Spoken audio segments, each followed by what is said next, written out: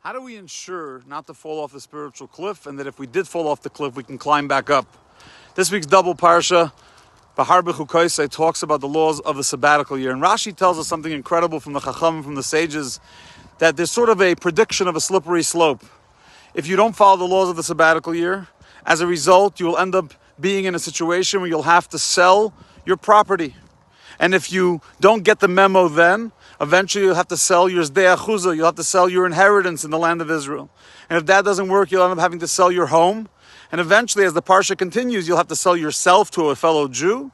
And if things get even worse, you'll end up selling yourself to an idolater and be in an environment of idolatry. In other words, we need to catch ourselves in the beginning before things get out of control and one thing leads to the next, and we're totally out of sync with our spiritual being. And that's really, says the Lubavitcher Rebbe, why the parsha starts with the words Bahar Sinai, that the laws of the sabbatical year were taught at Har Sinai, at Mount Sinai. Of course it was. All of the Torah was taught at Har Sinai. But what the Torah is emphasizing is that what is the antidote for a Jew?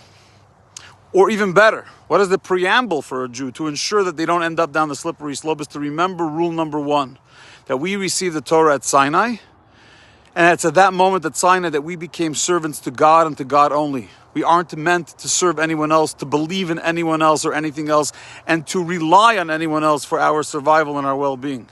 If we have that preamble in our life, that everything that happens in life needs to come from God and should be in sync with God, then we won't end up thinking we can outsmart God with the sabbatical year, and the slippery slope won't ensue.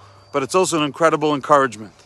The encouragement is that if we do fall down the slippery slope, what's the track back? How do you get back to point one? How do you get back to a place where you do have a healthy relationship with your essence and with your spirituality? Is to remember Bahar Sinai.